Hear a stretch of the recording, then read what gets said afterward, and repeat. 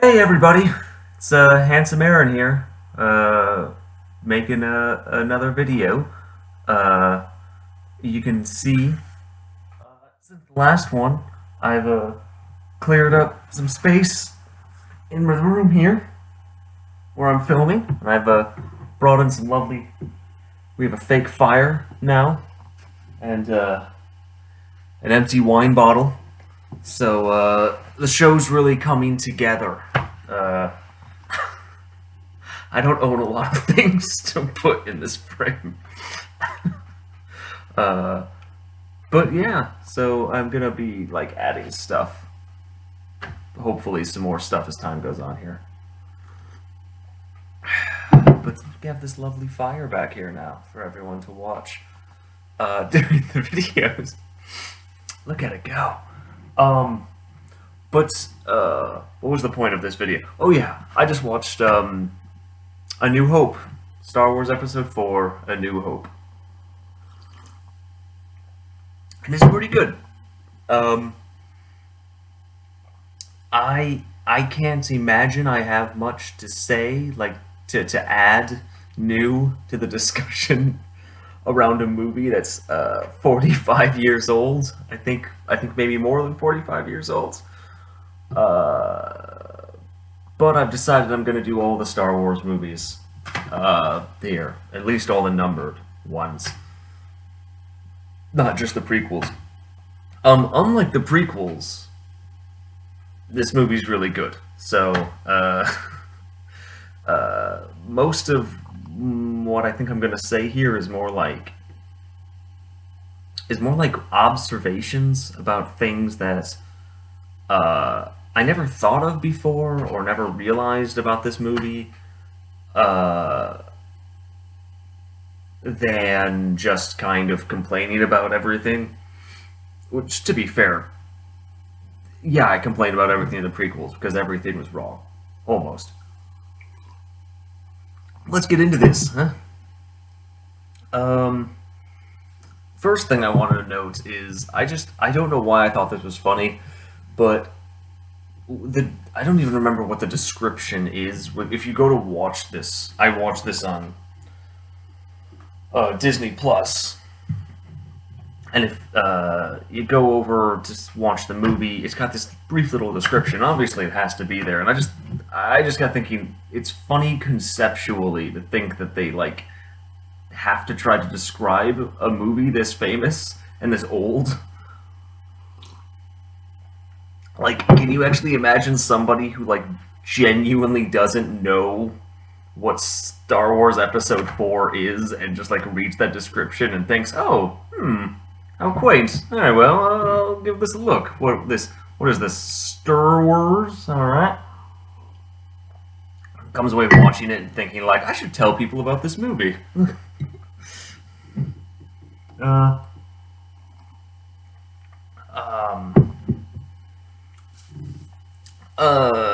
yeah. So the thing about this movie is that something I got thinking about was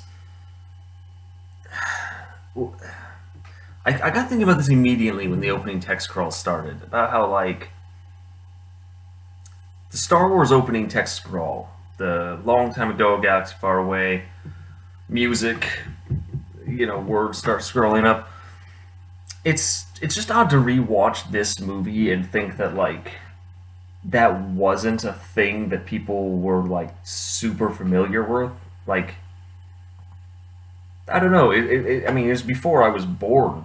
And to just think that there was a time where like this is what Star Wars was. This one movie. Before all this stuff was like I don't know, iconic. It just sort of I don't know, just made me think when I got that thought in my head. This was Star Wars. There was no franchise. Um, I noticed that in this opening text scroll, so this is like the kind of thing I mean of like me going back to this first movie and just like noticing stuff that I had never registered before. One is that it's called the Galactic Empire, um, the Empire, and it's Galactic capital G. So that's not a description. That's like the proper name of the empire. I never thought about that before. I mean, again, it's just a thing I never noticed. That is the actual name of it, is the Galactic Empire. Which is, I guess, is on the, you get it. You get the point. Not very creative, the people in charge of this empire, but it's the empire. The empire of what? The galaxy. It's the Galactic Empire. It's galactic. Two other things that jumped out about to me about the opening text crawl. It says that the rebels just won their first victory against the Empire. That is a very one-sided conflict. And it's odd that they just won their first victory, because... missed. It's a gnat. I have to be quiet, because the people who own this place don't know that I'm in here. So, I shouldn't do stuff like that.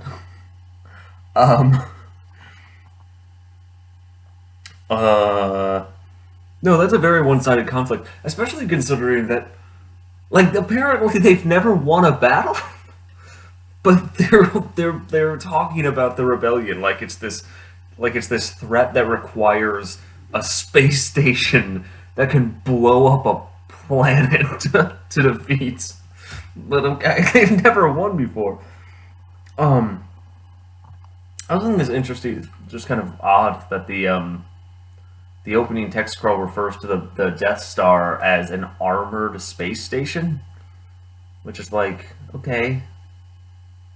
I mean, that's not an inaccurate description. I just don't know if I would consider the fact that it has armor to be one of the ways I describe the Death Star. Like, I don't know.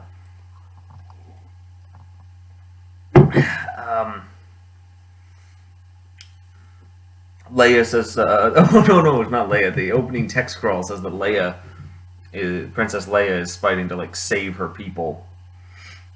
And I just made me giggle, because I know that part of the plan doesn't really work out very well for her, but... Alderaan. Alderaan gets blown up. Spoiler alert.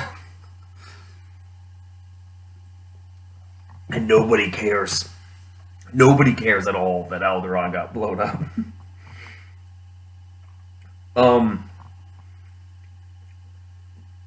There's the opening shot with the Star Destroyer and the small, like, cruiser that the rebels are on. I love that shot so much, where you just see... It's such a great way to start a movie, where there's just the undershot of the Death Star that just goes on and on and on. It's parodied in Spaceballs, but it's really, really great way to just open with, like, these are your bad guys. And they're scary. Actually, all of this is a great way to just establish your bad guys. But I think it was funny that, like, all the security or soldiers, whatever, I guess they're like Alderani soldiers. They go running over to this door, very famously. The door gets cut open and they come in and they have the shootout. But what I think is funny is that they go over to the door and they're all, like, guarding the door before the enemy actually gets their ship. And I think one of the guards, or it might be C-3PO, says, "What's that?" So it's like, why were they all guarding that door if they hadn't actually been captured yet and didn't know that the enemy was going to be doing that? I don't know, just a small thing.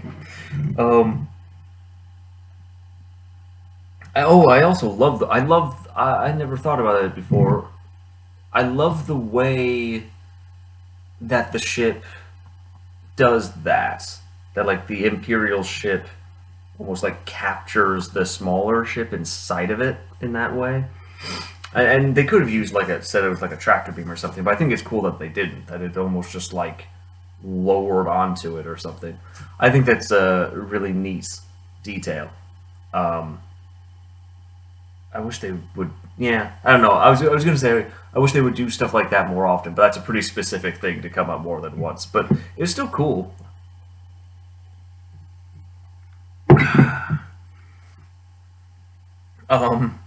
Now you get the first introduction of Darth Vader. Let me say, Darth Vader is great. Um, he has some of his best lines in the whole series, just like here while on this ship. Really cool lines. I love when he's, the whole scene where he strangles the guy to death and then throws him, and it's like, they have prisoners, I want them alive. Um, uh, but the first scene you see with Darth Vader is kind of silly, the first shot. Because he just comes walking in, and it's cool when he comes walking in, but then he just, like, puts his hands on his hips, and he just kind of starts looking around at the dead bodies, like he's just coming in and being like, whoa, what have we got here? Like, just the way he does, it's like, it just looks quite silly. It's unfortunate, because other than that, he's great.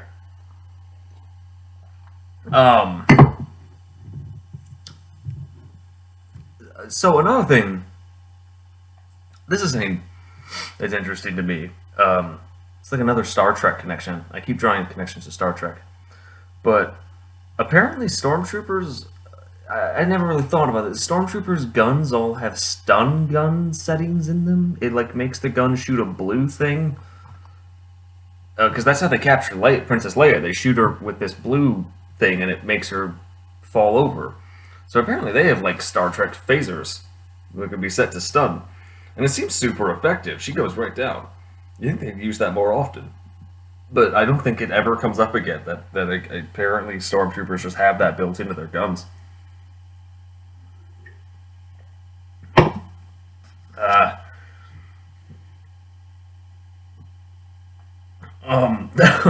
So they stun Princess Leia, they capture him, the droids get onto the escape pod and they shoot out to escape to Tatooine.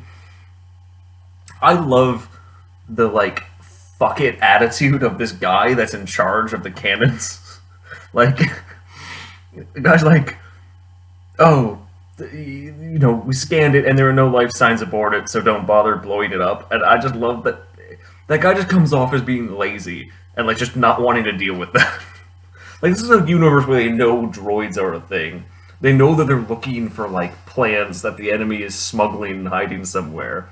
He just does fuck all about it. And it just, to me, I always just interpret it as that being a really lazy guy who just didn't want to have to deal with this. And it's like, why not blow it up? Why not be like, oh, go intercept it, do anything? But he's just like, nah, don't worry about it. No life signs, whatever. I'm only required to get up out of this chair if there are life signs. Oh, okay. So, this is another thing that, like, because I watched this movie years ago as well. So there's a lot of stuff in it that just, like, never clicked for me. I was probably, like, 10 when I saw this movie last. Is that, there's this, like, Imperial Senate that they keep talking about. And I guess after seeing the prequels, it's the Senate from the prequel movies. I should say this now. I don't want to end up talking too much about the prequel movies while talking about these movies. I want to move past the prequel movies. But yeah, they talk a lot about this, like, Imperial Senate. It's just a thing I never, like, realized was a thing before. But, like, I guess Leia is a counselor on the Imperial Senate, a senator. And they're, like, worried about the opinions of the Imperial Senate, or at least at first, and then just, like, suddenly it's gone. To the point where it's odd that they're even talking about it. But, like, they're even, like, worried about covering up what they're doing. Like, Darth Vader and his men are. And I guess, yeah, it's just odd.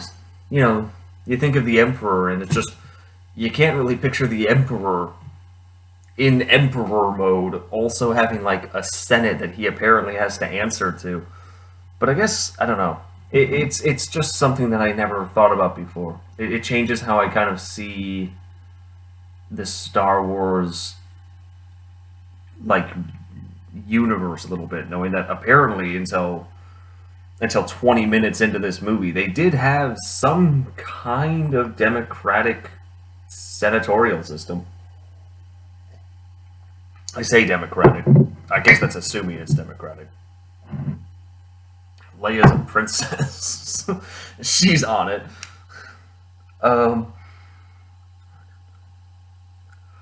hey, yeah, okay, so this is another thing. So they get down to the planet, and I just like, this is one of those things that you just kind of take for granted, but I just have to ask. Why can't Astro droids speak English?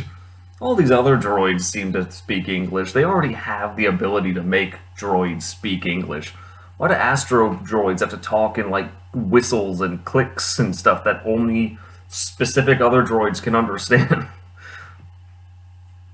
It just like almost feels like a cruel prank played on them, or at the very least, just not user friendly. Just let them talk. Take the same technology that's in C-3PO and shove it into R2-D2. It's one of those things you just take for granted. But I love the R2-D2 scream. I think everyone does. It's like whatever scream. I also like Jawas. I don't even know. No, they are called Jawas in this movie. I was gonna say, how do they know that? They call them Jawas. I like them. They're little. They're kind of cute. They have like these glowing eyes. Um, they're a fun little alien design. But the thing is about the Jawas is, did they? Do the Jawas in this movie just wander the desert looking for robots? Because they lucked out. If that's the case, that they're out there looking for robots, which kind of seems to be the case, they looked out real hard. They found two robots just wandering the desert by themselves in a day, and these just happen to be Jawas that like capture, that like take robots and sell them, and have like equipment for like knocking out and capturing robots. It's like, I guess it's much more common than you'd think. That I guess there are just droids wandering the desert of Tatooine all over the place. And these people can make a living hunting them down and selling them secondhand. Lucky Jawas. Oh, I also love their vehicle. It's like this, everyone knows these things. Like, I'm just saying, I like all these classic Star Wars things. The big desert crawler machine that they like live in. I don't know if it's supposed to be the case, but I imagine that's like a tribe of Jawas, and they just all live in these big machines. There's nothing that really indicates that's supposed to be the case, but that's kind of how I always interpreted it. Oh, there's also the okay. So there's a droid in Star Wars called a Gonk droid. I've heard of Gonk droids before. And like I feel like I've seen them referenced sometimes when Star Wars comes up. I've never known what it is or where it's from, and apparently it's in this movie. It's just like a box with legs, and it says Gonk, and you see it for like 2 seconds. And I was like, "Hey, the Gonk droid," and it's like I don't get it. I don't get what that is. I don't get why it's a thing that I've seen referenced before. But there it was. It's in episode 4. Um. Oh, okay. So then there's this other really quick shot. There's a shot. The Empire is down on the planet. They're looking for the plans. They find the pod that R2 and C-3PO are in. And I've never understood this part. A stormtrooper, stands up, and he's got this like metal ring, and he's like, "Look, sir, droids." And I've never understood what that little metal ring is. I still don't. Is it supposed to be part of like R2-D2 or C-3PO's like chassis that like fell off? That did we see that? I've never understood what that thing is, or how they know it indicates droids. If anybody sees this, which is unlikely, and knows what that thing is, it's like a metal ring, let me know, because I've never understood that line.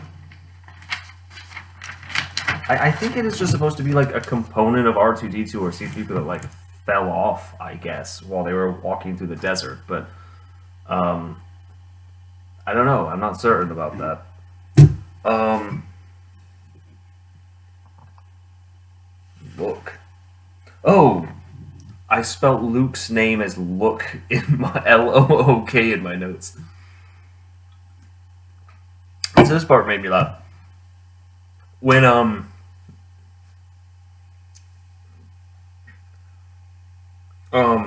when the Jawas show up to sell the droids to what's his face to Luke and his family, um his aunt yells up from the pit to remind.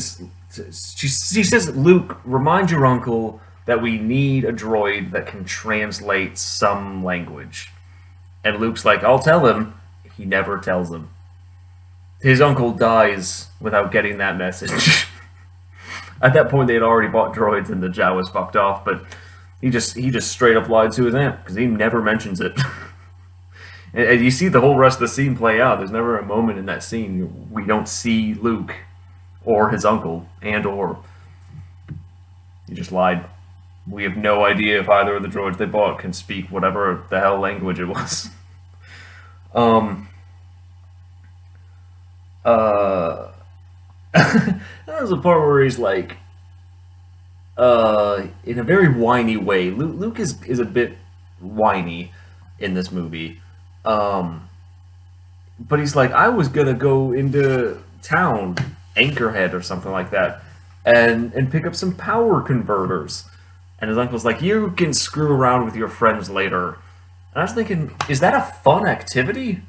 Popping into town to pick up some power converters? I don't know what a power converter is. Maybe they're awesome. But that kind of just sounds like a component, like a battery, essentially. How was that like some fun teenage activity he was gonna go do with his friends?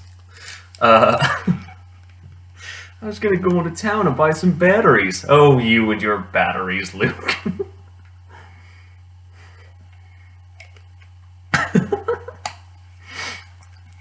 You need to start taking something seriously outside all your fun and games with your batteries.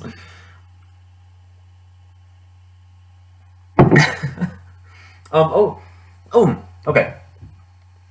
So I've mentioned in these videos, I know I've mentioned Knights of the Old Republic and Battlefront several times. And I will several more times before we're done. Uh, I'm going to do it again right here. There is a part in the first Knights of the Old Republic game on Taris where you can go into a droid shop and you can buy an astromech droid. And when you leave the shop, it like explodes, and you can go back into the shop and complain to the lady that runs it, and you can just like get some money out of it. It's just like a pointless little thing that happens. Just it's just a thing that's there to happen.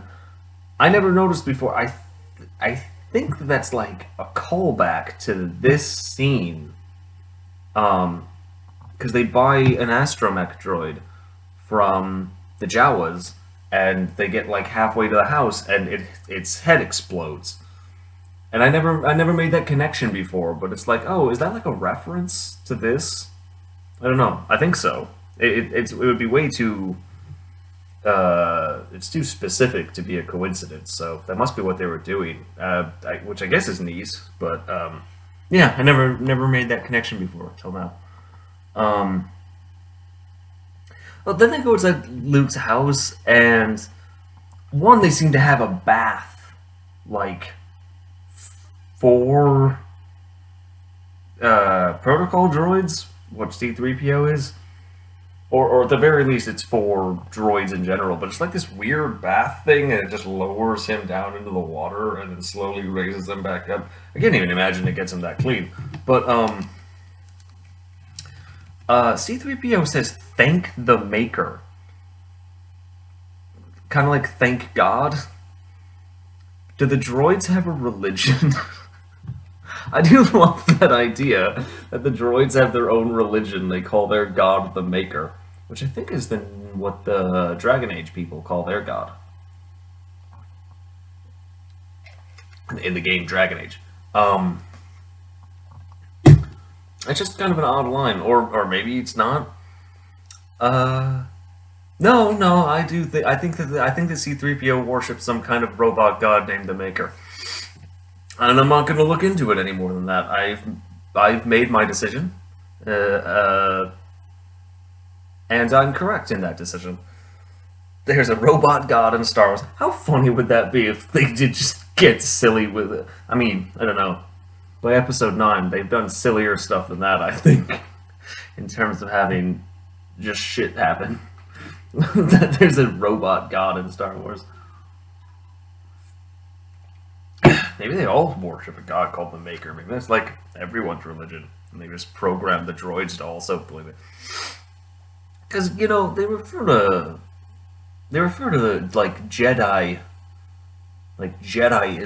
as a religion, but they never really say if, like, what anyone else believes in the Star Wars universe. Presumably they are like, I don't know. There's probably a gajillion religions in the expanded universe. Although I don't see why whatever.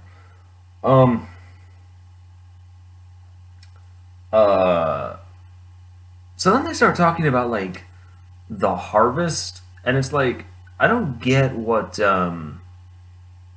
they harvest. I think that they're like they say like that they're moisture farmers. I think that's what those like white tower things are around Luke's house, is like moisture. They gather moisture from the air, presumably. And it's like, okay, that makes sense. They're basically like there's like machines like that in real life, actually. There's I actually have always wanted one. They're called like dolphins or something like that, and they're essentially dehumidifiers, but they like clean. You shouldn't drink the water in your dehumidifier. It's not good for you, but there's like these machines that are basically dehumidifiers that make the water consumable from your dehumidifier, and I've actually always wanted one. But that's a cool idea, and in the desert it makes sense. Actually, in real life, in the desert, they have like big industrial versions of that exact same concept. I don't think they're super practical in real life, at least not like yet. I don't think the technology is quite there, but this is just a subject that I think is interesting.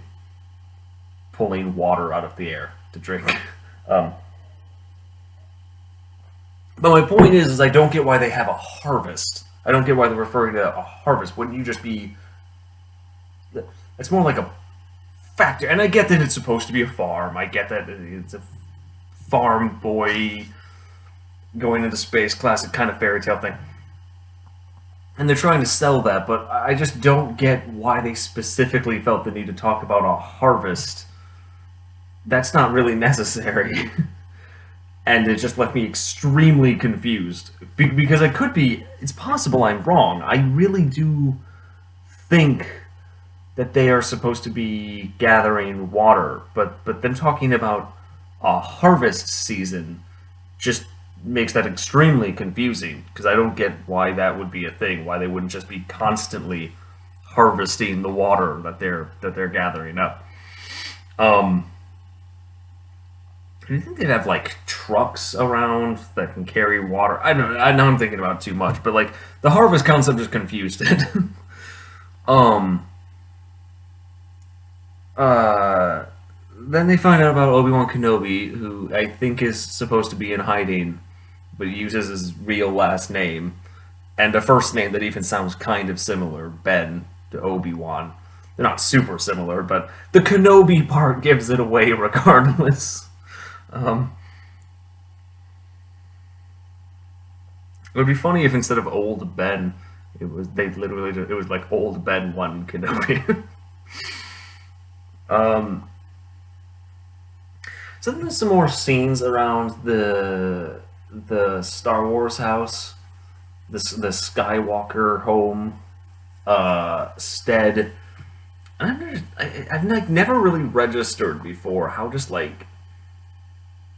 kind of strange their house is. It's like this. There's like this. Only a tiny bit of it is above the ground, and it seems to just be there to like cover the stairs essentially. And then it's just this big hole in the grounds, and like their dining room is right next to the door. It's just kind of an odd layout, and someone's probably like built it, haven't they? Well, it's probably a real place. Like they probably at least built it a little bit. Like I don't know. I'd be interested to like know more of the layout of how this house is supposed to work. Because it's interesting. I just don't really get it. You'd think that sand would be blowing in through the giant hole all the time. Maybe not. Maybe there's actually a really smart, good reason why it's built that way. I don't know. Um, uh, um, so, yeah, and then he's like, saying that he needs Luke's help for the harvest. The harvest, again, I don't really get that. But that, like, I need your help for the harvest, and then he's like, next year I'll hire some hands to help me out here. And it's like, why would you ever hire people in a world where there are robots everywhere that you can just like buy and own and have them do it? Actually, Luke even brings up droids. He's like, we have tons of droids now, and you do see there are other droids a little bit around their farm. And it's like, yeah, you really think that you could just buy a droid and you'd be able to replace all the work that Luke does?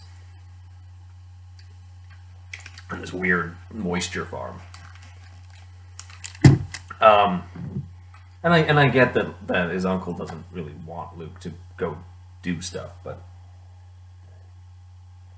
that's like the real reason.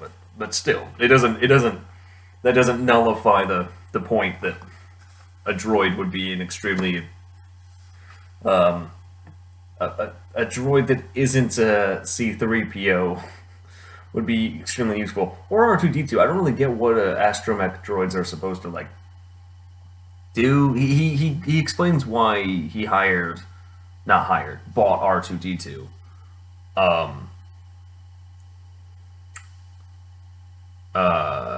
I can't remember what the reason was. You can like interact with the interface with the machines. I think something like that. Oh yeah, one of the other droids you do see is this kind of funny, like looking, like light bulb droid. It's like it looks like a battle bot with a big light bulb on it, and it's just like it slowly moves past Luke in the foreground at one point. It's really funny looking. um,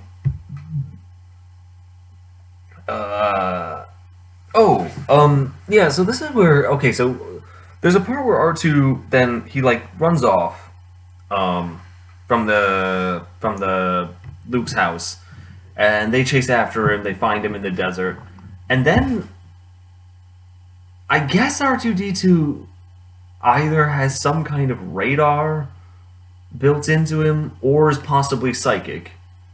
They never indicate which it is. So R2, oh, the Force is a thing. R2-D2 might have the Force or maybe some kind of radar. They don't say which, but he knows that there's like sand people closing in on them. Without seeing them, he just starts freaking out and indicates to C-3PO that there's like a number of creatures headed their way, but you can't see them. So I choose to believe it's that R2-D2 is actually very powerful with the Force. It would explain a few other things actually, and he picked them up with his mind. But But after being told that there are sand people around, which you'd think that Luke would know are very dangerous, rather than being like, oh, well then, let's get back in my car and get out of here, he for some reason wants to go, like, check them out with through his telescope. And it's like, what do you think you're gonna see? Don't you just, like, know about these creatures? Why are you so interested in this? You know how dangerous they are. They just, like, kill people with their weird stabs. I'm calling them creatures. I think they are basically people, but actually Luke's grandmother? I'm gonna guess he would have never been told this story because it happens in the prequels and the people writing it also hadn't been told the story yet. Luke's grandmother is killed by sand people. Right? Yeah. He probably wasn't aware of that, but actually he might have been told that. Who knows? Who knows? I mean, obviously, again, they didn't write these in order, so they didn't think of that yet, but who are such a wonderful general? Oh yeah. Yeah, Obi-Wan shows up. First of all, when Obi-Wan shows up, he makes this bizarre noise. To scare the sand people off, and I don't know how he does that. But they run away. They frighten easily, but they come back, and in greater numbers. I don't know why I love that line so much. Sand people frighten easily. They'll be back, and in greater numbers.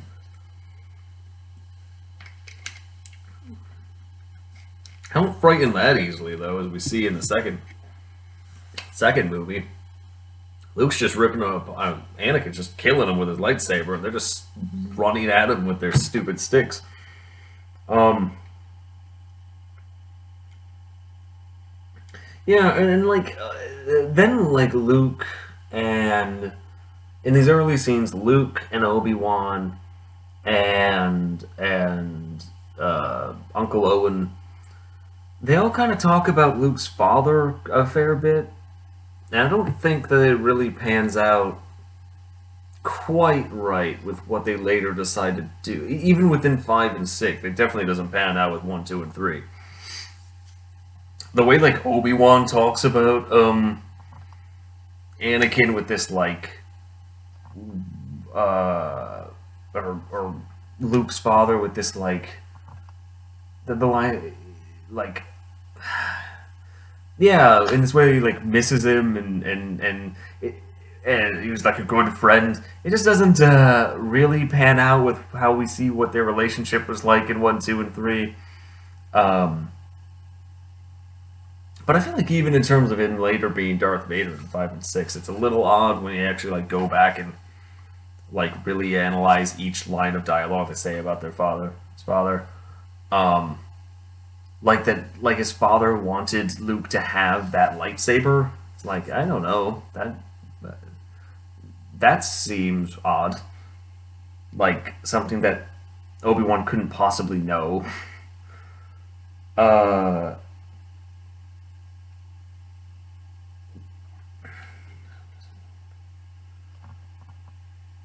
why doesn't that make sense? I wrote here that Obi-Wan wanting to take Luke. Oh, well, I guess in that way it doesn't really. Again, just it doesn't make sense because it's episodes 1, 2, and 3 that don't make sense, not this one. Because again, they didn't think these things. It's weird that even though episode 1, 2, and 3 exist for no reason other than to set up this shit, that it's actually really sloppy. Because like Obi-Wan, and they didn't like think it through. Because what did they think through with 1, 2, and 3? Obi-Wan is now like, you're going to come with me to Alderaan for some reason. And it's like, wasn't the whole reason he's here was to hide? Again, not when they made this movie, but later they retroactively made it that he was here to hide him for like the last 20 years. And now Obi-Wan on a whim is like, yeah, fuck that. You're gonna come with me to Alderaan and fight the Empire. Um. Uh.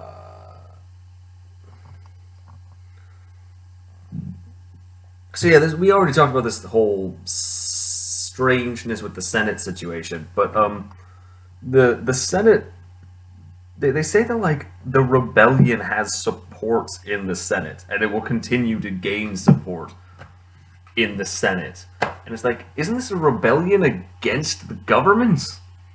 How in God's name does the rebel faction have support in the government? That doesn't make any sense.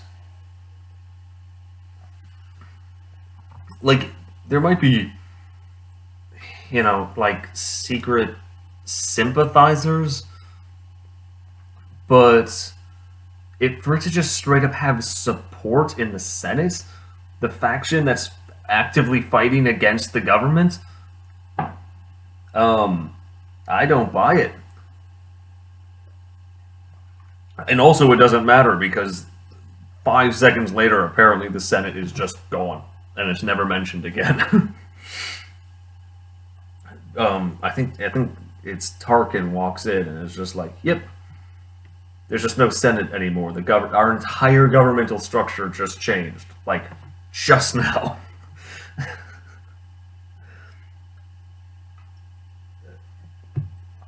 I get that there's an emperor, so that's probably a very powerful position, executive position.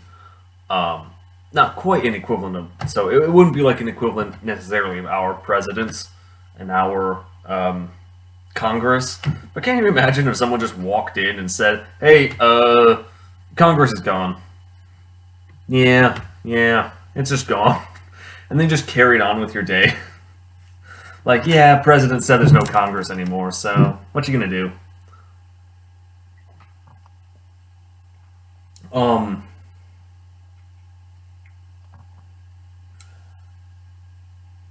uh, oh, yeah. So, there's this guy in this scene. They're all sitting around and they're talking about the Death Star and the rebellion and um again, they're talking about the rebellion like it's a real threat to them, even though at various times it really just doesn't seem like that is the case. um but it's like, did this guy I don't know his name, but the guy that Vader ends up like choking, um did that guy build the Death Star? Because the way he's talking and the way they're generally talking in the scene, it seems like that guy is um the guy who built it, the guy who designed it, the guy who runs it. Is the Death Star supposed to be his responsibility? Because he talks, the way he talks and the way they talk about it in the scene, it kind of seems that way. Like the Death Star is his baby, his project. Um, and it's like, I don't even know who the fuck this guy is. I don't even remember his name. Um, and maybe it's me reading the scene wrong, but while I was watching it, I was like, did this guy build the Death Star? Um, I do like also is what this scene kind of highlights is that people don't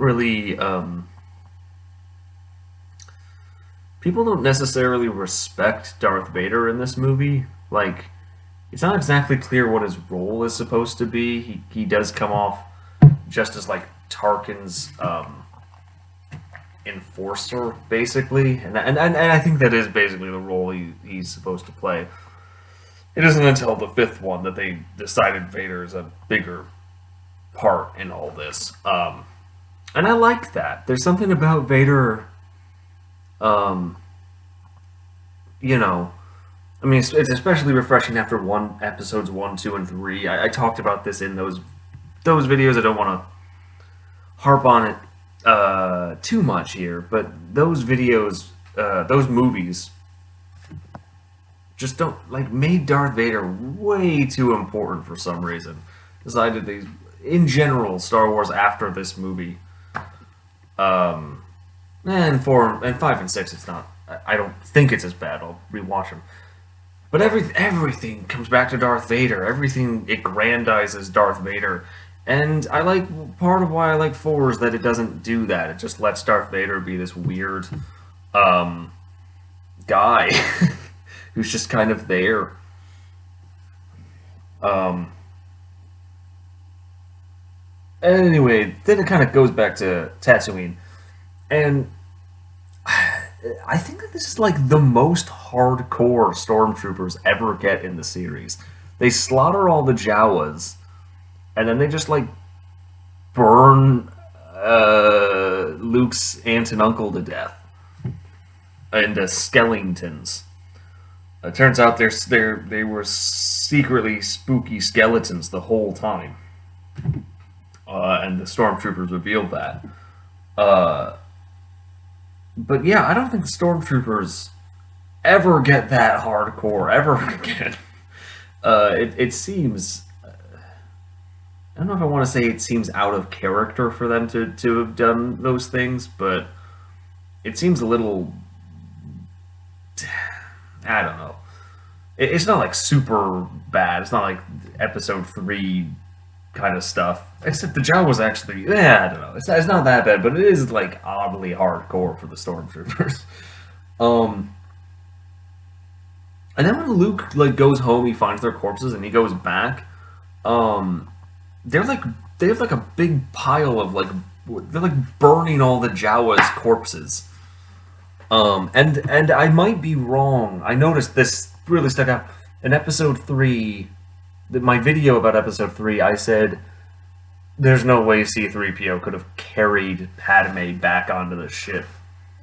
And I stand by that he still might not be able to do that. But he is carrying the dead Jawas. He's like carrying them over to this pile and throwing them on, and it's just like burning all their corpses.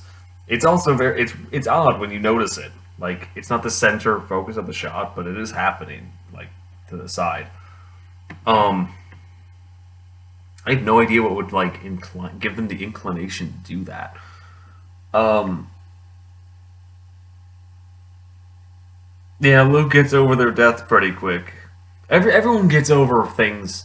Everyone gets over everything very quickly in this movie. Um, he's pretty much over their being dead within like 5 seconds, and they go to I think Mos Eisley, um,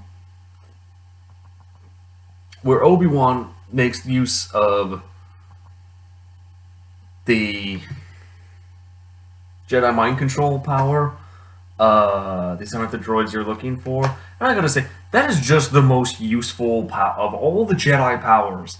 That is so fucking useful. When it comes to all the Jedi powers, it's always like, why don't they do that more often? Like, I don't remember who I heard say this once, but someone once said Jedi basically have the power to do whatever they want, and they just so rarely choose to do it. But the mind control one, it really is like, why are they not doing that all the time? It seems so useful.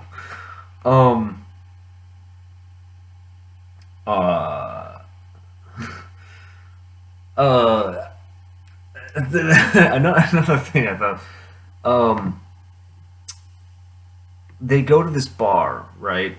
The Mos Eisley Cantina bar to look for a pilot to take them off planet. And I just thought it was funny that Obi-Wan seems oddly familiar with this bar. He's like warns Luke like this place can be a little rough. Like, you know, stick close to me. I think he literally says this place can be a little rough. So it's like, is it Obi-Wan hanging out at this bar often? He goes right to it when they get there to Mos Eisley.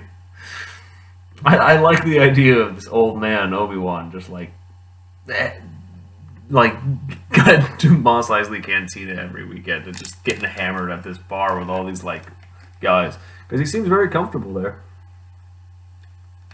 He seems comfortable everywhere though. He's very calm. Um. Uh. then they go in, and there's a line. I know where this line comes from. Is an episode of 30 Rock. 30 Rock. That's a great show. But they actually talk about Star Wars briefly in an episode of 30 Rock, and Liz is like, why don't they let droids into the cantina and Mos Eisley? Why do they make... He's like, those two have to leave, R2-D2 and C-3PO. And I was like, yeah, that's a good point. And then I thought about it for a second, and I thought, at the same time, you know for a fact a droid isn't going to be ordering a drink. And the bar does seem pretty crowded. It does kind of make sense why you wouldn't want a bunch of droids taking up space in your bar. I think that makes some sense that he would kick him out. So yeah. Wrong, Liz Lemon. Okay, yeah, so I'm going to talk about Knights of the Old Republic here again. Everyone who plays Knights of the Old Republic, something I did not realize is that there's like a half a dozen aliens in Knights of the Old Republic that are the main recurring aliens. And with the exception of like the Twi'leks, the tentacle head aliens, almost all of the aliens that they consistently use are just in this bar. Like, they're just extra background extras in this bar. The Duros are in this bar. The Ithurians, I think they're called, are in this bar. The Scrotum Chin guy is in this bar. Greedo shows up in this bar. This one scene is where they got the inspiration for like half of the sentient aliens that you interact with in Knights of the Old Republic. It's odd. It's odd that they just were like, yeah, we'll just use these ones. They just picked their favorites. And I'm very disappointed that one of their favorites is not the demon. Well, one of the guys in the bar is just a demon, like with horns and red skin. I wish that they had used the demon. So then, for kind of no reason, the Scrotum Face and his friend, the orc, they see. It's for like literally no reason they pick a fight with Luke, and I guess people do that. You know what I was gonna say? I don't understand, but actually, drunk people in a bar do that sometimes.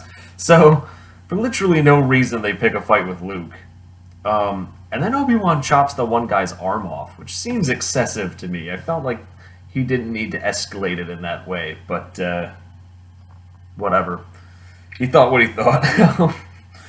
Then they meet Han Solo. I like Han Solo. Everyone likes Han Solo, I guess. But they're like negotiating, and I feel like they're both terrible negotiators. Obi-Wan and Han Solo. Han Solo was like, I want $10,000 in cash up front.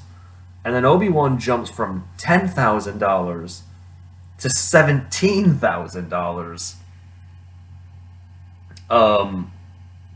But pay it when we get to where we're going. And Han Solo doesn't ask any questions and just says, okay, yeah. Like, I want it up front. I want the 10 grand and I want it up front. And Obi-Wan's like, no, I'm not going to give you any up front. Or I think they might give him like 2,000 up front. But also, I'm just going to jump $7,000 more than what you were even asking for. And they both just go, yeah, all right. It's a terrible arrangement that I don't understand why they're both satisfied with.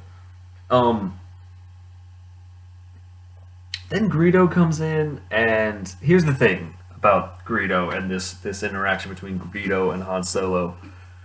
Is there's like, I don't even know if you'd call it a meme, but there's a there's a thing around this of like which one of them shot first.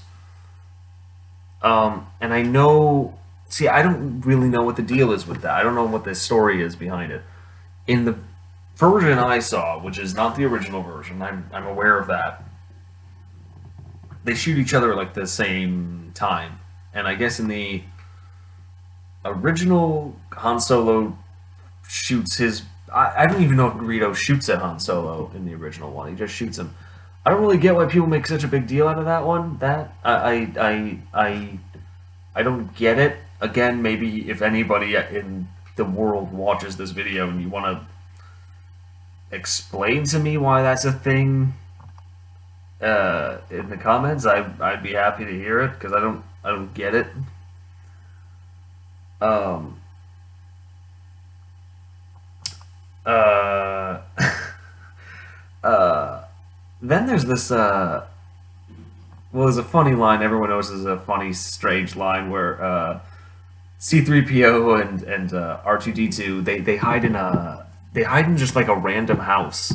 They just go into someone's house, and stormtroopers walk up and they like knock on the door, and then they go, "This door's locked. Move on to the next one." So it's like that's all it takes to make stormtroopers fuck off and leave you alone is you just have to lock the door and they'll be cool with that and just move on to the next house. Everyone should just lock their doors in any house in any city occupied by stormtroopers. It would be funny if that just was like a weird canon policy of the Empire, enforced by mandated by the Emperor himself. For some reason that's very important to him. If people lock their doors, you leave them alone. If they don't lock their doors, then you can ransack the place and burn the family alive. But if the door is locked, you have to respect that. that was that was Uncle Owen and Aunt Beru's crucial flaw, is they didn't lock their door. If they had, they would have moved on to the next farmhouse. uh, oh yeah.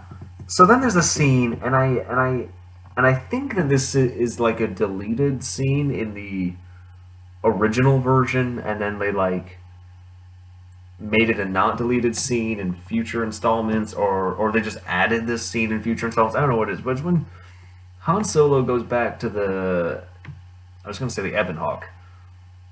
That's from KOTOR. The Millennium Falcon, and like Jabba is there with his men. Jabba looks completely out of place to me. The scene feels out of place, but yeah, Jabba looks wrong because he looks like different than everything else. He doesn't look like everything else in this movie, and then he just looks like a CGI creature. And then they have this weird discussion where they like word for word repeat a lot of the dialogue from the previous conversation between Han Solo and Greedo. There's like at least two, if not more, lines. It's at least two that are word for word exactly the same as what Greedo and Han Solo said in the previous scene. And this whole scene's just unnecessary. Like, we already know from Greedo what the deal is with Han Solo and Jabba the Hutt, and that they're bounty hunters, and he owes money to this guy. So I don't get why this scene exists, other than I guess George Lucas has no... Other than George Lucas. He has no restraint, I guess. I don't get why this scene exists. And then Boba Fett's just there because, again, I don't get Boba Fett. I absolutely don't get Boba Fett. I don't get what you fucking people see in Boba Fett. He's the Darth Maul of these movies. in that he's more of a special effect than a character, but for some reason people like him. Um, uh, so then they start running away from the Empire, and I swear, I don't know, I wasn't really paying that much attention. I don't know exactly what they say, but they're getting the Millennium Falcon and they're flying away from the Empire. And I think that like Han Solo says that they'll need some time before they can jump to light speed, but I swear it's less than like a minute passes before he just says, "Okay, I'm jumping to light speed now." um. Oh, this is also okay. So this is a thing that happens throughout the movie, but this is where I first noticed it. Is when they're talking about Princess Leia on the Death Star. A bunch of characters call her Princess Leia.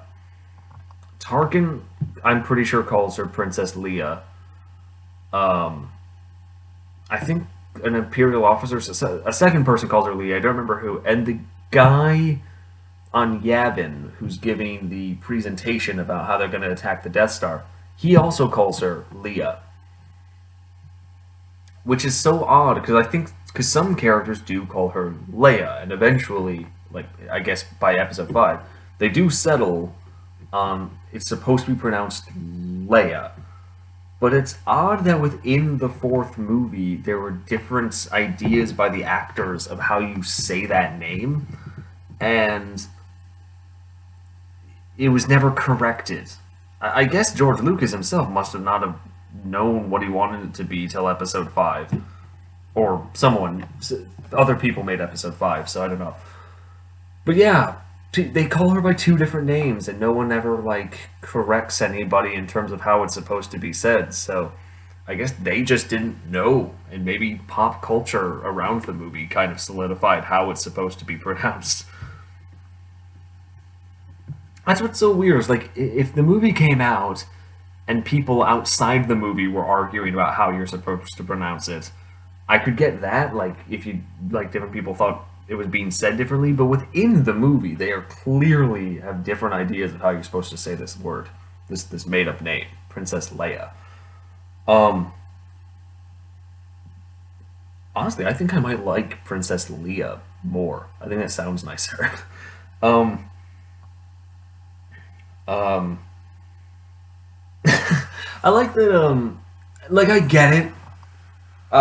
When they're threatening to blow up Alderaan, um, they're like, "Tell us where the rebel base is, or we're gonna blow up Alderaan." And I absolutely get why Princess Leia would be like Dantooine, like it's on Dantooine, um, because it's her planet. She's the princess of it and everything, and there wasn't really a base on Dantooine. She was lying. But she's still throwing. I think it's just funny that Princess Leia is still throwing this Dantooine planet under the bus. Like, they do have a plan. Like, whether or not there's a rebel base there, she doesn't know that they have a weapon that can blow up a planet, and they're looking to use it. So as far as she knows, she did just sentence the entire planet of Dantooine to be destroyed. Again, I get it. She's protecting her own world and everything, but it's like conceptually pretty funny, throwing them under the bus. I think it's established. I think they don't blow up Dantooine actually. They like searched the planet before blowing the planet up and found that wasn't really a rebel base there, or there was an old abandoned one. Which actually I didn't know about. I remembered because Knights of the Old Republic, Dantooine, I stuck out to me. Because you go there in Knights of the Old Republic, which I think it might get blown up. I think Dantooine might get blown up in Knights of the Old Republic. Maybe that's why I thought that it got blown up in this movie.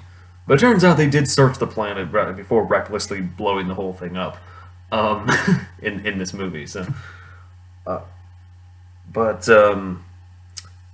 yeah, it's just funny to me that she would actually give the name of a planet. Because for all she knew, they were just going to go over there and destroy the whole thing.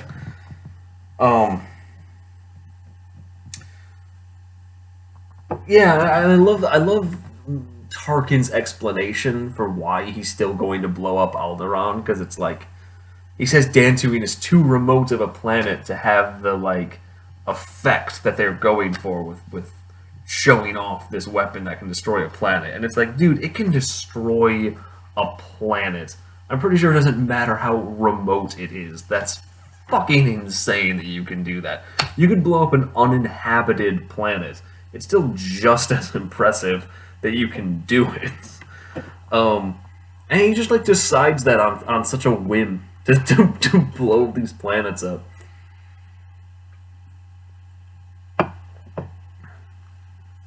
Too remote of a planet. The Empire blew up Dantooine. Yeah, well, that's like way out there. I guess when they were using the atomic bomb. Oh, that's a weird connection I just made. It's kind of funny that World War II, Star Wars is supposedly supposed to be kind of like World War II in space, and I just realized that the Empire is the one that has the nuclear bomb equivalent and is using it for similar reasons as the Americans did. Like in terms of, yeah, you get what I'm saying.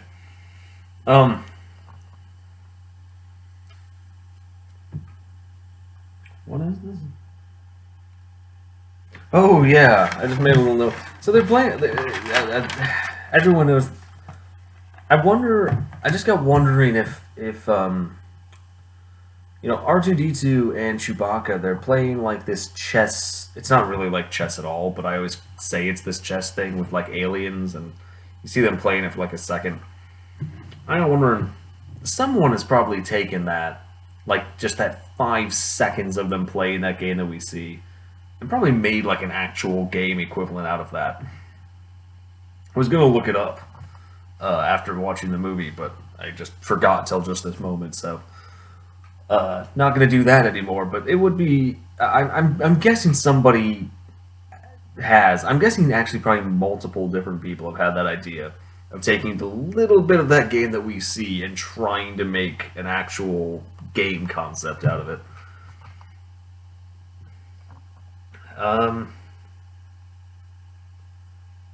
Yeah, so this is something I wanted to talk about actually for a while, and I think I kind of did talk about it in my previous 3 videos, a little bit here and there, is in this movie especially, it's the most so in this movie of all Star Wars.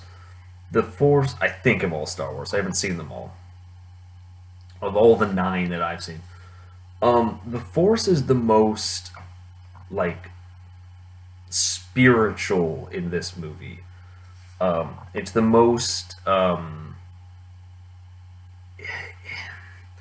as time goes on, especially in the prequels, it's treated more just as like a tool that the characters have access to.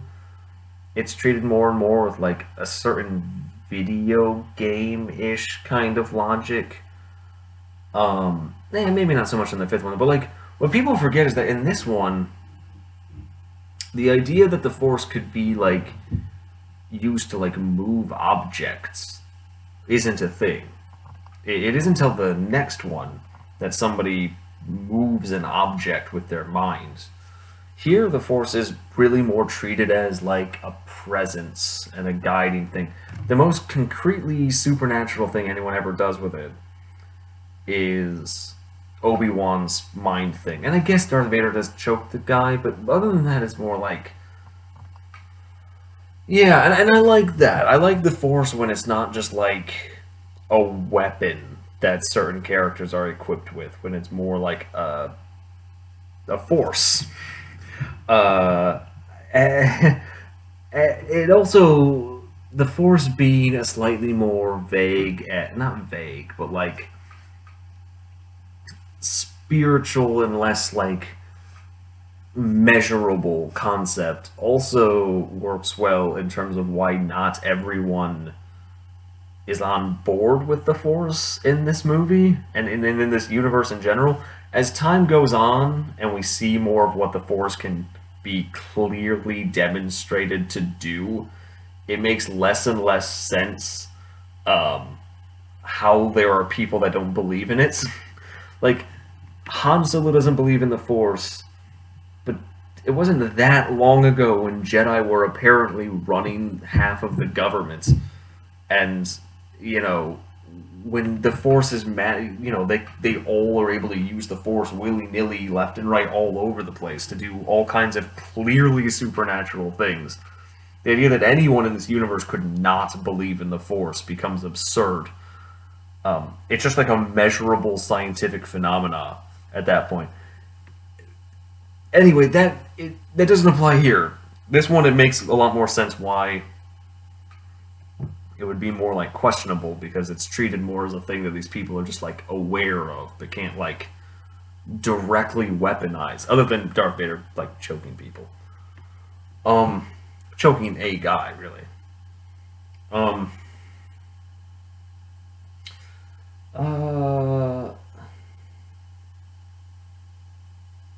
Gus, Luke can immediately do things. Do I want to talk about that here? No, let's save it. Let's save it for when we get to the sequel trilogy. Let's save it for when we get to the sequel trilogy. Let's just get through these. They don't love. I love the little. Oh, I love the little mouse droids on the Death Star. I always call those things mouse droids. I don't know if they are, but they're like little remote control cars. And I think the logic is that the Death Star is so big, it would be confusing to get around. So these like little mouse droid cars will like drive places, and you just follow them to your destination. I always thought that my assumption was always that's what those things are. Because the stormtroopers do seem to be like following them through the hallways, like to figure out where they're supposed to be going. But I love them. I don't know why, but I love I love them.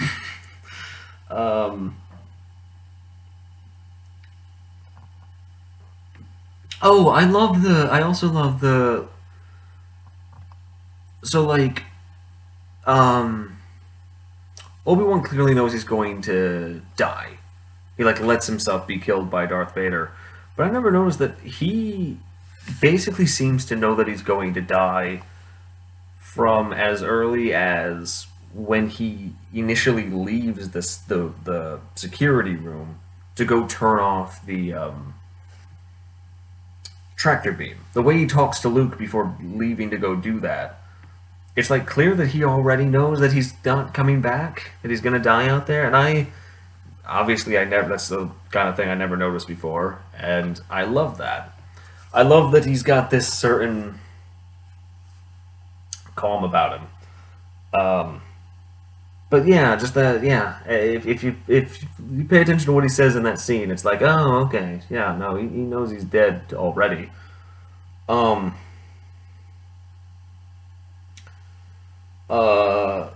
Yeah. Then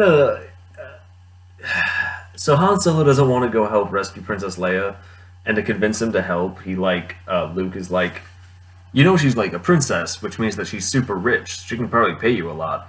And I remember thinking, her planet just got exploded. I don't know how rich that she's actually going to be at this point.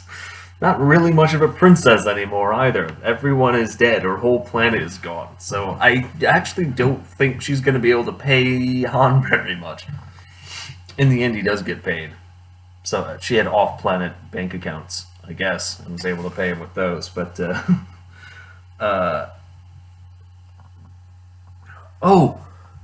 they're going around the Death Star, and for the most part, stormtroopers look really cool. And there's different kinds of stormtroopers, and for the most part, they look pretty cool. There's the basic stormtroopers, they look cool. I love their pilots, like the helmets that their pilots wear. There's like these guys, I think they're supposed to be like the engineers. They have like these black, like longer helmets. They almost look like bicycle helmets with these visors. I think they look really cool. And then like the officers and stuff all look fine. Except these guys that look straight up like the Spaceballs, where they have basically just like the back of Darth Vader's helmets. and it's really unfortunate that they look so silly. That just like half of the helmets, that's just like the back, looks really dumb. And I couldn't help but see. I don't even know what they're supposed to be. They might be like supposed to be like the security guards on the Death Star. I'm not sure. There's a few of them like up in the. There's some of them just wandering around, and then there's a few of them up in the cell block. So they might be security. I don't know what they're supposed to be, but they look silly. They look like Spaceballs. And I get that Spaceballs is like a parody of Star Wars, but I would not be surprised if those guys in particular were like a big part of the inspiration for what the Spaceballs should look like. Um, they get Princess Leia out of the cell. Rest in peace, Carrie Fisher. I loved Princess Leia as a character. Carrie Fisher is great. Uh, I feel odd being attracted to Princess Leia now that Carrie Fisher is dead. uh, but that's a thing, and I'll have to square with that one day. Um, yeah, okay. So then they escape into the garbage chute, and can I just say, I don't understand anything about this garbage chute. I don't understand why this garbage chute is accessible from where they were. I don't understand why the stormtroopers are having so much trouble figuring out that they're in the garbage chute. Uh, I, how is there this? Did they bring this monster up to the space station with them and release it in the garbage? It is it like it's apparently big enough to bring down a man, and it just lives in the garbage chute on a space station. They had to have put it there. Um, why? Why? Why is the inside of the garbage room like laser proof? They say it's like magnetically sealed so they can't shoot it to get out for like the garbage room. Also, the whole idea of magnetically sealing things, I feel like, should be a huge game changer if it just deflects lasers in this world where everyone uses a laser gun. Um, it just seems like overkill for a garbage chute. uh, what else is there? Oh, there's the guy that hit his head. I love that guy. I I pointed out every time I talk. I talk about Star Wars is that there's, if you're not aware, there's a when the stormtroopers come into the room, uh, the like security room where R2D2 and C3PO are holding out. One of the stormtroopers bonks his head on the door as he comes in. He clearly couldn't see in the helmet, the actor. Uh, I've like looked up that clip so many times just to show people on my phone the time when the stormtrooper bonks his head. It's my favorite stormtrooper. um, I like the way the stormtroopers talk in this movie too. Like, I don't know if this is persistent across other things. It definitely isn't there in like the prequels, but they have this like radio thing when they talk. Like it's kind of a before they talk, and they all kind of there's some quality about their voice. There's an odd sort of calmness to it because I'm sure, and I think they all have basically the same voice, right? I think they do. I have to imagine they just had a guy in a booth, and that's the reason that all the lines kind of sound the same. But I like it. There's something about listening to the stormtroopers talk to each other I just like. Um, uh, do you ever notice, like, not notice, do you ever, like, think about what, like, Chewbacca, like, what his deal is?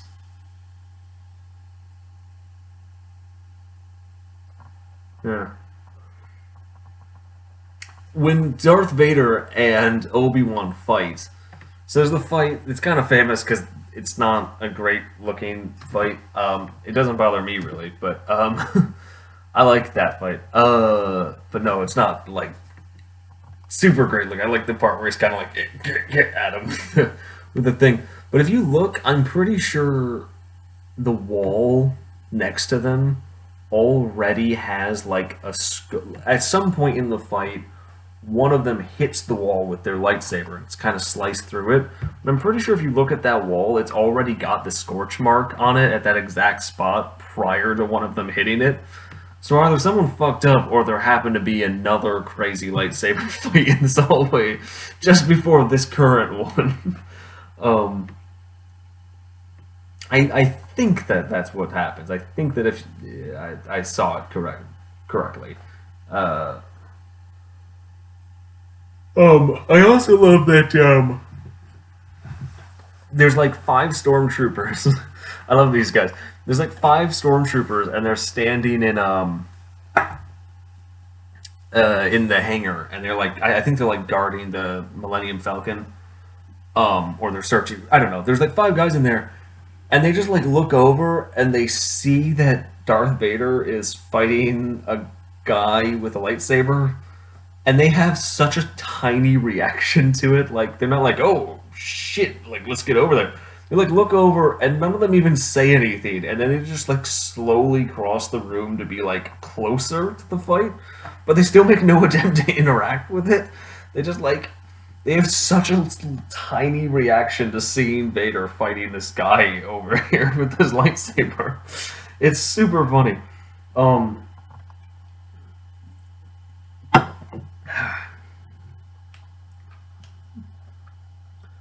um,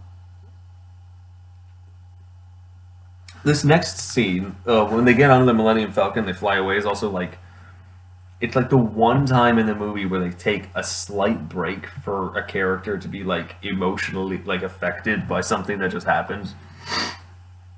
Luke is like sad that Obi-Wan died. It lasts like 5 seconds, and I thought it was so funny that like Leia goes and tries to comfort Luke. Um, when Leia's whole planet just blew up. She's the one that goes like comforts him. It's like, oh, sorry for your loss. That must be really tough for you. Her entire planet just exploded earlier that day. Um,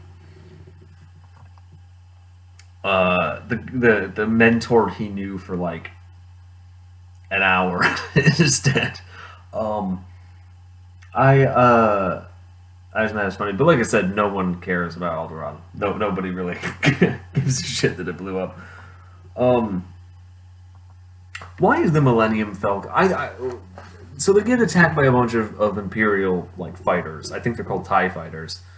And my question is the Millennium Falcon weirdly good at being a like battleship, or are Imperial TIE fighters weirdly shit at being battleships? Because they blow up like 8 of these things, and these are like the military's attack fighters, and this like whatever it is, this smuggler's ship is able to take them on pretty easy. I don't know which one of those two it is. Um, oh, okay, yeah. So this is something. Um, I thought that this was a case earlier in the movie, like in the first scene. But it wasn't until about this point. There's like a scene real quick between Vader and Grand Moff Tarkin where they're talking, and it becomes clear that Darth Vader, you can perfectly see his eyes in his helmet in this one. They like didn't make the eyes on the helmet like black and non-transparent. So yeah, any shot in which you're just seeing him like head on with good lighting, you can just see his face through the eye holes. And it's really bizarre. It threw me off when I first like I kind of thought it might be the case in the earlier scenes, but like when you in the shots where you can just see his eyes, it's like, oh yeah, those are just his eyes. You can just see his eyes.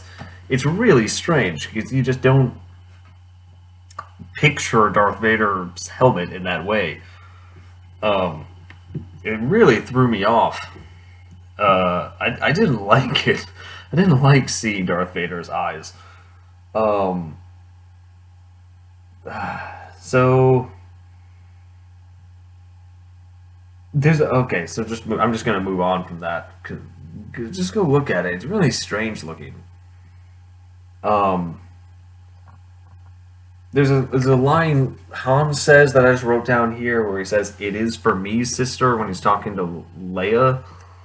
And there's something really odd about there too, about like the way he says that line. It's just like the sound of Han's voice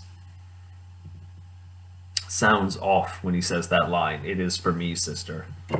The rest of the sentence, it goes on and keeps talking, and the rest of it sounds fine, but just the inflection he uses when he says that line is really strange.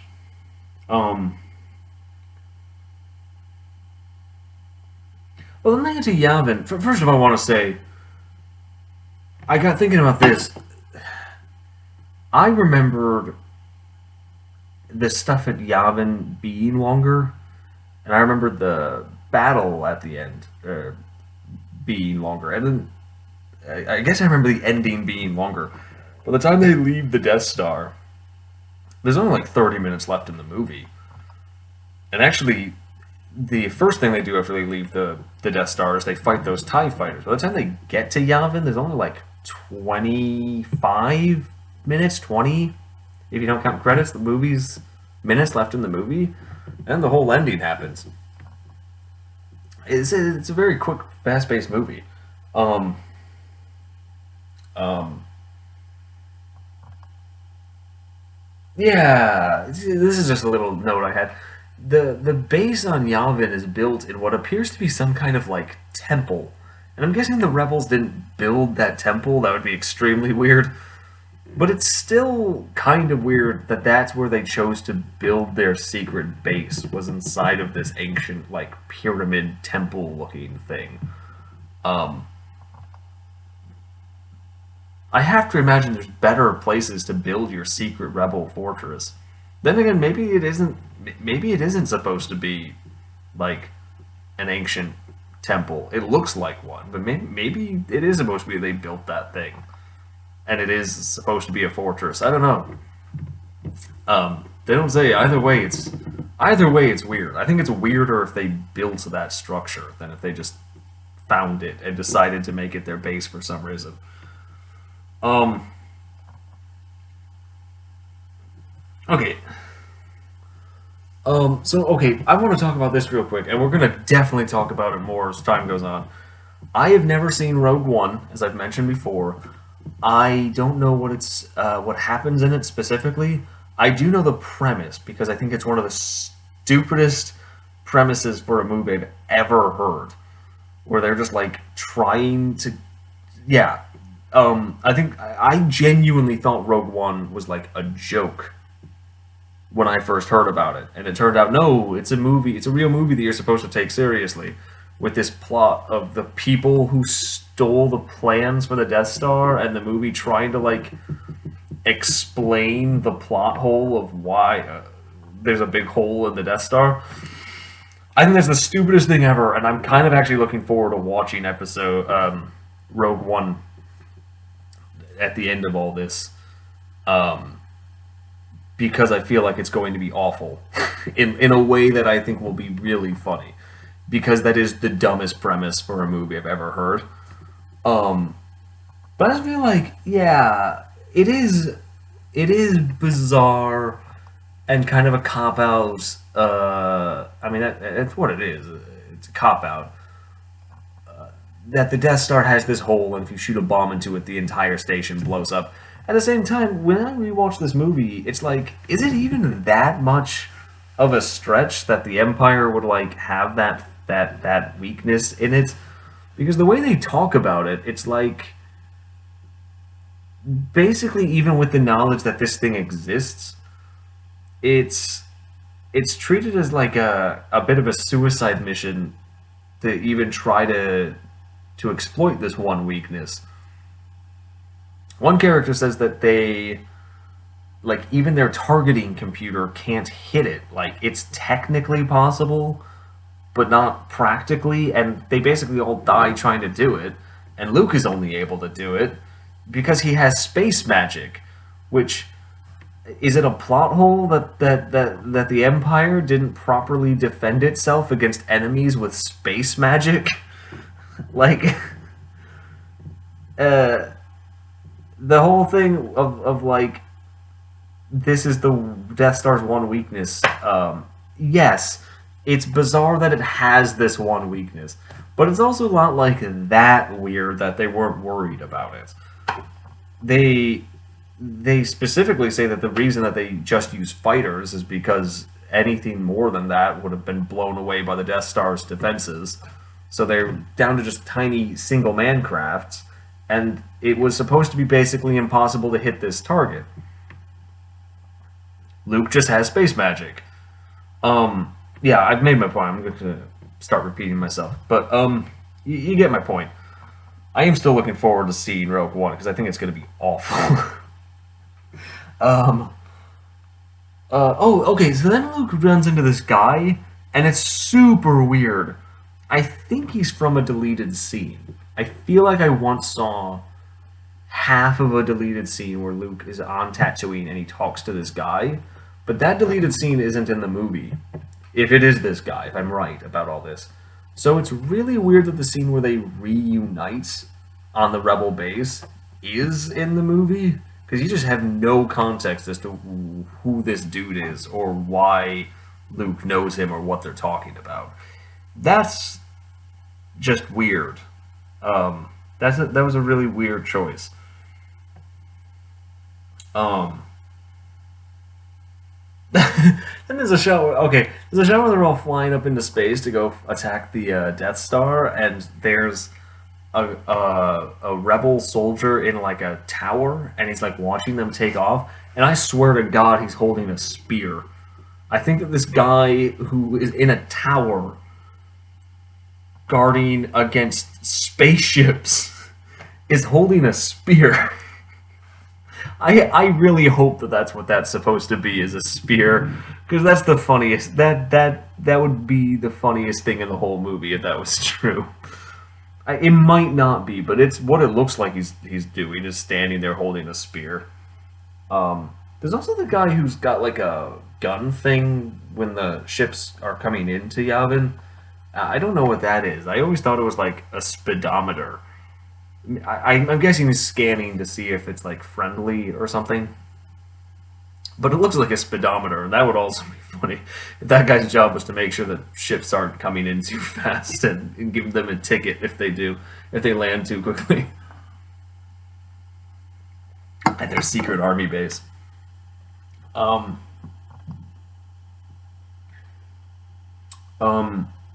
like the cannons on the Death Star. You see that the Death Star has like, yeah, when the rebels are attacking, there's shots of guys inside firing like these big laser cannons at the rebels. I think those are cool. I mentioned in the episode 3 video that I thought that I mentioned the cannons on their ships too, and I wanted to go back and mention this.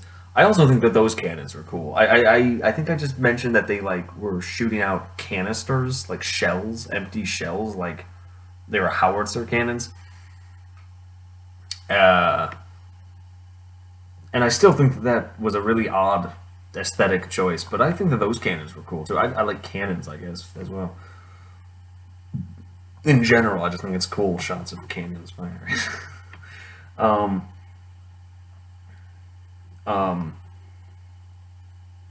Oh, I also love that the one fat guy's name is Porkins, and then he explodes. Not that he explodes, but I think Porkins is a funny character for the brief time we know him. Then the Empire like sends out its TIE fighters to fight the Rebel fighters, and it's like, you probably should have opened with those guys. Probably should have sent those out straight away when you saw the enemy ships approaching. Darth Vader has to like be like, oh, I have an idea, let's fly out and fight them. And it's like, yeah, why weren't you like ready to do that the moment you set out to attack this base? Like, did you not know it was going to come down to this? Um,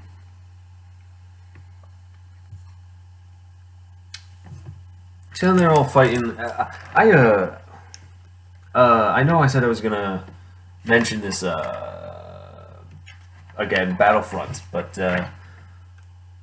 yeah, it really surprises me while I was watching this scene that Battlefront 2, which the original Battlefront 2, the good one, um, it had the space battles. It really surprises me that there wasn't like a special space battle level that took place on the Death Star or like around the Death Star. Um, that was basically this fight. That's surprising that they didn't have something like that. I would have thought they would, and like it follows different rules. I guess that's the thing. It would have followed probably maybe two different of rules for them to do it. Still seems like a wasted opportunity. I was also thinking, you know, it sucks that their base is going to be completely destroyed, but I got wondering, why are all these people just hanging out on Yavin? Like, they don't really seem to be doing much to help. So why not just like evacuate the base? Like it sucks that they're gonna lose their base, but it also feels like it wouldn't be too difficult for the Rebel Alliance to avoid getting blown up by the Death Star. They seem to have plenty of forewarning that it's on its way. Um, and it's yeah, I don't get the Death Star seems like it actually wouldn't be that big of a problem to have to avoid. I mean, again, you'd have to continuously abandon your base every time they figure out where it is, because if they're going to blow up the whole planet, you can't fight that. Um, but eventually they'd have to stop blowing up planets, too. Like, they can't really do it as casually as they are forever. I don't know. I would have just abandoned the base on Yavin. You could even still fight, send out your things to fight, but then just make everyone else get into like a transport and leave. They're not helping from the ground. um, there's a part where Darth Vader's support ship gets blown up while he's flying around, and he says, "What?" And the way he says "what" I think is very funny. He's just like, "What?" um, uh, and then yeah, the movie kind of ends very very quickly. Like within like 2 minutes of the Death Star blowing up, the movie is like over. Um, with which is fine. It's better than getting dragged out, but yeah, it feels very abrupt. The after the climax, you hit the climax of the film, uh, climax, and then yeah, within like I think really less than definitely less than 5 minutes. Like 2 minutes later, the movie is over. Um, but that's fine, as I said. Um, and I want to address another thing. Apparently, it's a thing.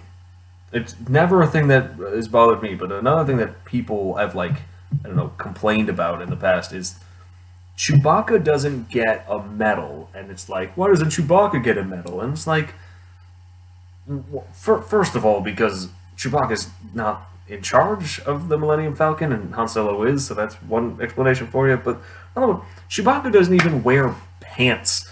Do you think that he cares about a medal?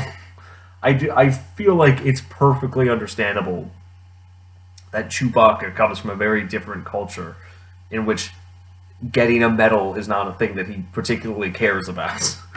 Um,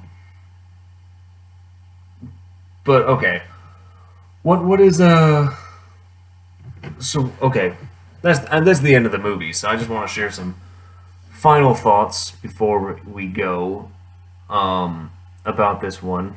I feel like my thoughts on this one were a lot more scattered. Part of that is that it's a much better movie. Uh, so I just kind of had less. Say I had less to say. This video is still already an hour and 40 fucking minutes. So I'm gonna make my final thoughts real quick. um, One, it's a very good movie. I know I've sat here and I have criticized it and I've laughed at a few things and everything, but I really enjoy this movie. Um, it's the most like I said, it's extremely fast paced. It's constant. A lot of stuff happens in the 2 hours of this movie. It's the most like adventurous. As I say, they they never really dwell on any conversation or anything like that for very long. Even the other good Star Wars movies slow down a lot more than this one. This one's constantly moving. Uh, and it is the most just like fun little space adventure before they started trying to build it into this bigger thing. Um, uh, I also never really noticed before that really Peter Cushing, Grand Moff Tarkin, he is the bad guy of this movie. And that's interesting. You never really think of it that way, but it really is like each of these three has a different bad guy. Um, People think of Darth Vader obviously with Star Wars, but it really is Peter Cushing is the antagonist of this one.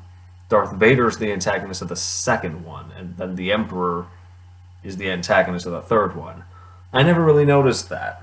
It's almost like this tiered thing, even though I say tiered like moving up. I think Peter Cushing, Grand Moff Tarkin, I think outranks Darth Vader. It seems. Um,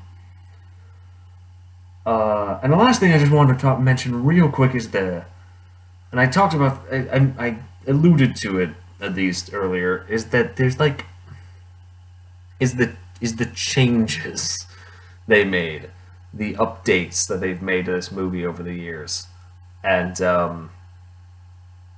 some of them are some of them are really nice.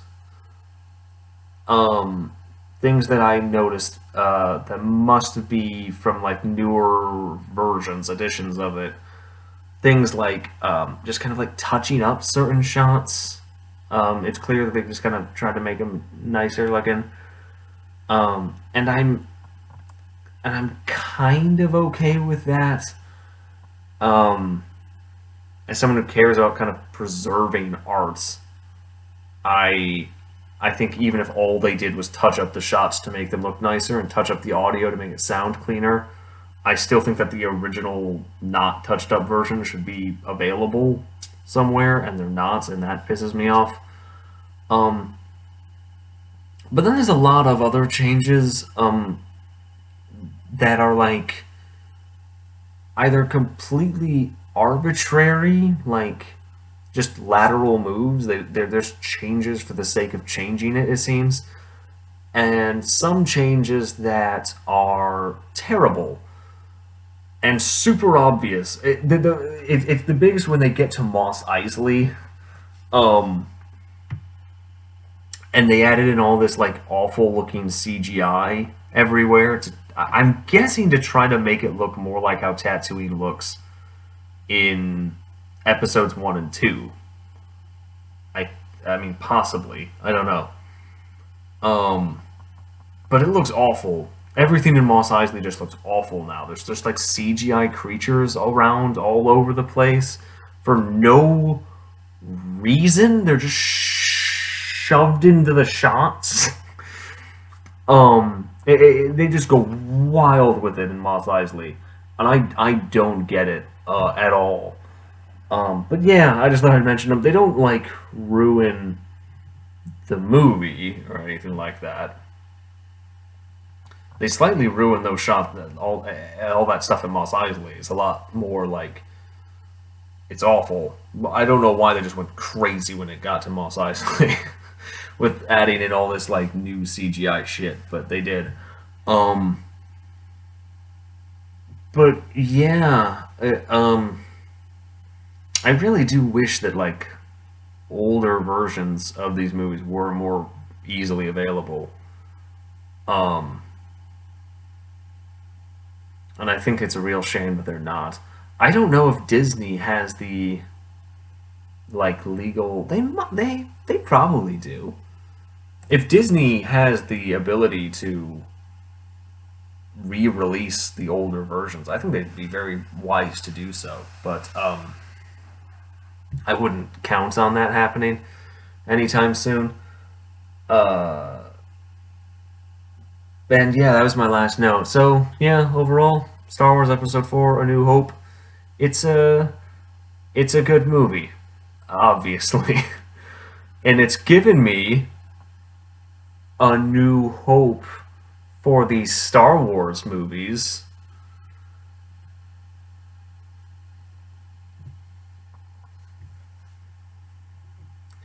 Okay, bye.